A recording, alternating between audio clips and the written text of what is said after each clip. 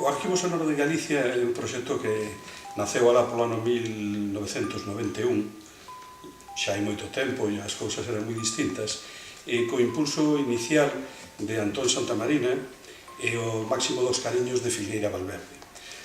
Nós éramos conscientes que naquele momento había unha falla dun ente dentro da administración autónoma que se ocupase do patrimonio sonoro. Pero non había, digamos, unha norma unitaria a nivel do mundo da documentación en Europa, en xeral, casi diríamos, no mundo, e era un momento de eclosión de iniciativas deste estilo. O National Sound Archive de Londres traballaba neste sentido, a Fonoteca da Generalitat empezaba a traballar, e nós desde aquí tamén nos botamos nese camiño. Tradicionalmente os discos editados estaban asociados ao mundo das bibliotecas, onde había incluso os préstamos de discos para levar para casa e todas estas cousas. Pero o patrimonio non editado era o que de partida nos deu máis medo que se puidese perder. Aquí había unha serie de experiencias recentes, como era a de Dorotea Xuban e Antón Santamarina, recollendo todas as súas cantigas por Galicia adiante, que configuraban un volume importante dunha memoria oral que víamos que se nos esvaía. Entón, esa era unha liña posible. Pero tamén outra liña era a documentación culta.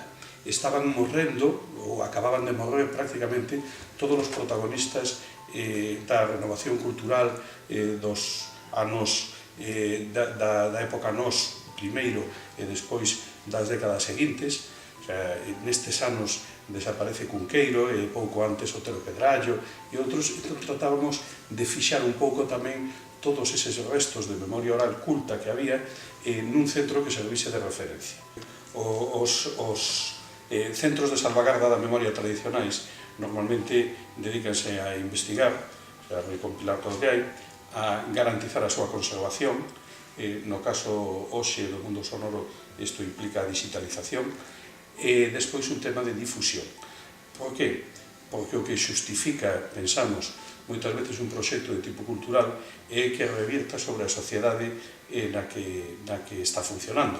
Se non, coleccionar por coleccionar parece que ten unha lectura moi elitista e moi pouco contribuidora á formación dese país rico, culto e divertido que queremos teros. Cando comeza a funcionar o Arquivo Sonoro, ano 91-92, era bastante fácil localizar xente e institucións que tivesen materiais o que nunca se fixera antes na historia un traballo semellante. E se temos en conta que o Consello da Cultura ten un atractivo indubidable como un organismo non vinculado directamente ao mundo político, senón como unha especie de paraugas da reflexión cultural, pois a verdade é que o labor foi relativamente sinxelo.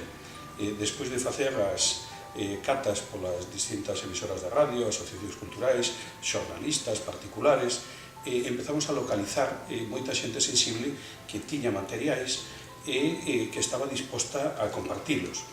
O trato que fixemos prácticamente sempre foi o mesmo. Préstenos os seus materiais, nos encargámonos de digitalizar e devolvemos a vostede unha copia digital e os orixinais, porque a nós o que nos interesa é sobre todo o documento, non tanto o soporte. O soporte é algo importante cando se trata, pois, o mellor de discos editados ou de libros, etc. Ou en temas de literatura medieval está claro que os pergamiños e todo isto. Sin embargo, nunha cinta cassette que non ten un especial valor en tanto soporte, o que sí é clave é o documento.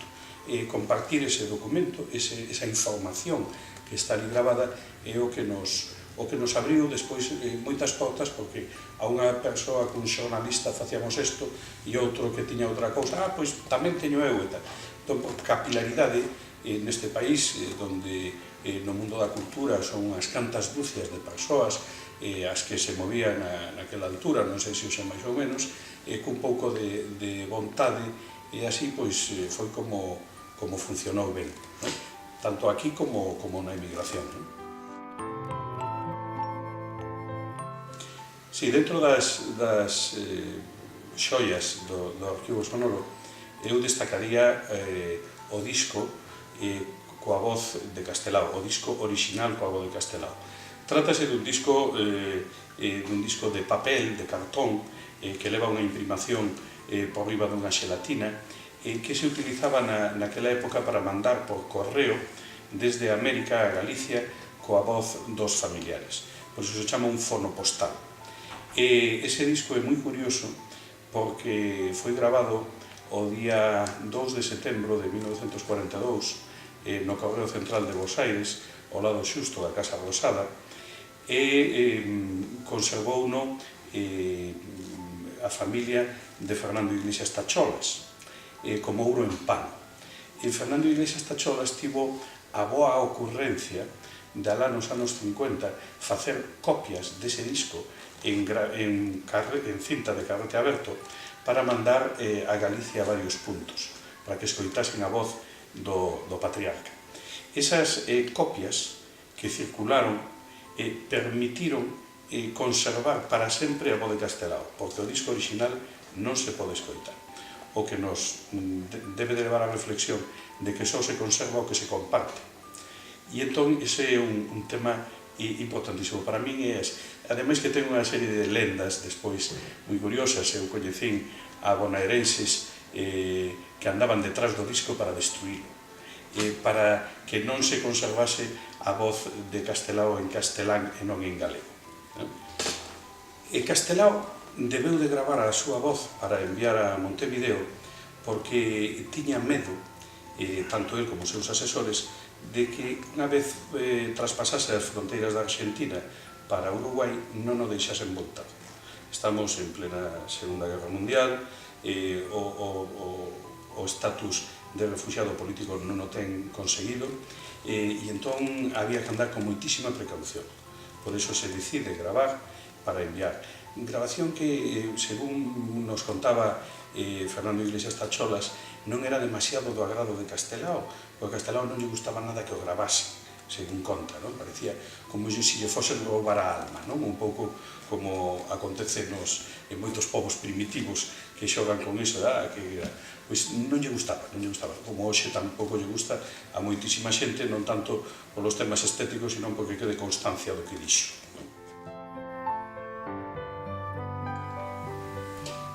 Nos fondos do arquivo sonoro hoxe temos materiais editados en todos os soportes en que se editaron materiais. Lóxicamente, os que máis abundan neste momento son os CDs. Tamén temos os LPs, temos os singles, temos os cassettes, que agora xa prácticamente non se editan, pero que ata hai pouco estaban aí, e despois temos a xeración anterior, que son os discos de pizarra. Os discos de pizarra, os discos de lousa, eran uns discos que son tremendamente frágiles, que non teñen un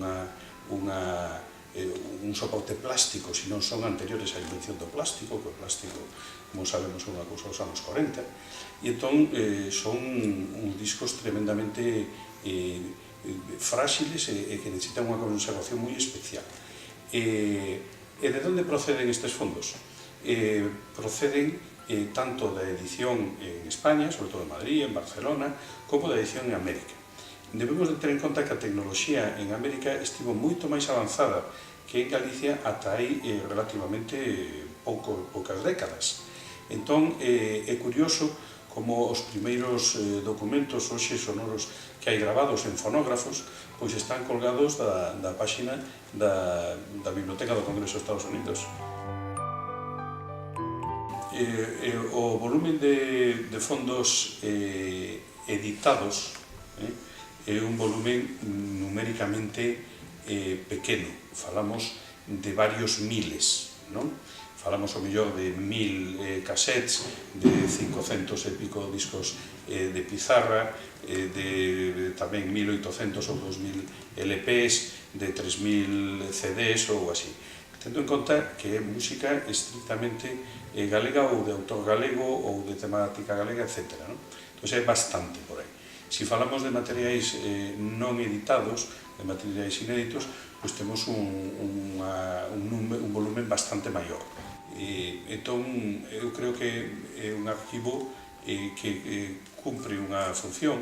Seguramente é tema de repensar na actualidade o recorrido futuro, porque debemos de lembrar que cando nos empezamos, no ano 91, empezamos con cassettes, non existía internet, o mundo da digitalización era complicadísimo, hoxe o mundo audiovisual e sonoro non se pode entender un sin o outro, o mundo institucional está máis avanzado, e entón pois hai un percorrido por diante desde unha historia de éxito por detrás, non?